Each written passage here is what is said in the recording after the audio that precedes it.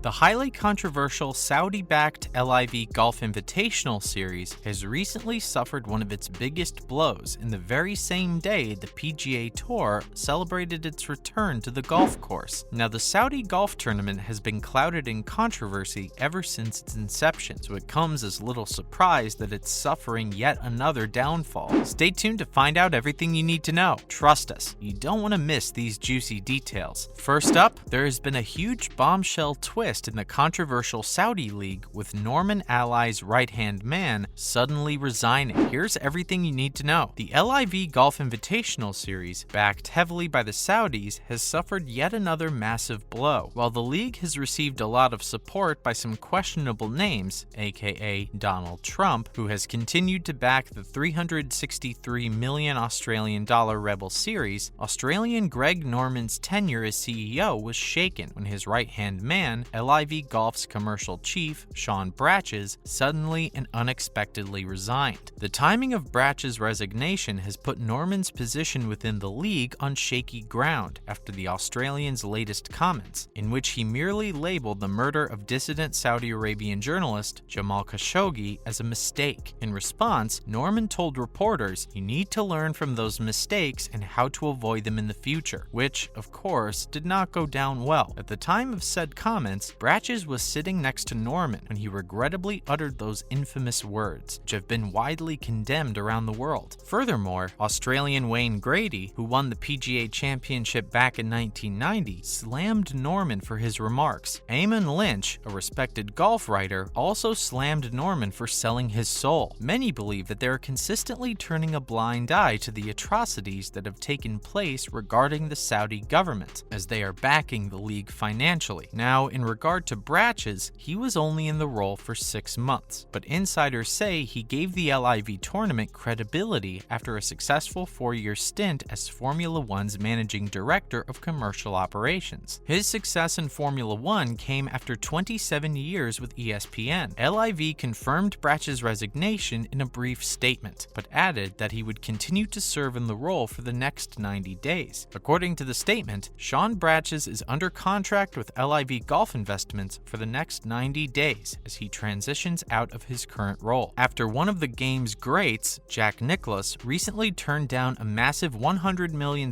price tag to act as one of their faces, Norman was revealed as the second choice to lead the Rebel League. Nonetheless, former US President Trump has continued to encourage players to join the Rebel League, which begins on the 9th of June at the Centurion Club in England. His backing is unsurprising, given that his Trump National Doran Miami course will host the final tournament of the 8-tournament opening series. In other golf news, Dustin Johnson is yet another big name that has joined the very controversial Saudi League. Dustin Johnson, the former #1 worldwide, is set to headline the first event of Greg Norman's Saudi-backed Rebel Golf League, with 4 Australians confirmed in to play alongside the former #1. After a stunning backflip, Johnson, who has since fallen to number 13 after winning the Masters almost 2 years ago, is the highest profile player to feature in the event at Centurion Golf Club, based just outside London. Following threats to those considering joining the breakaway, US PGA and DP World Tour officials will now consider sanctions against Johnson and another 15 of the world's top 100 players, which could include fines and suspensions, even being banned from the PGA Tours completely. It has also been reported that Dustin Johnson's flip-flop cost a lot of money. According to online sources, Johnson was paid around £100 million,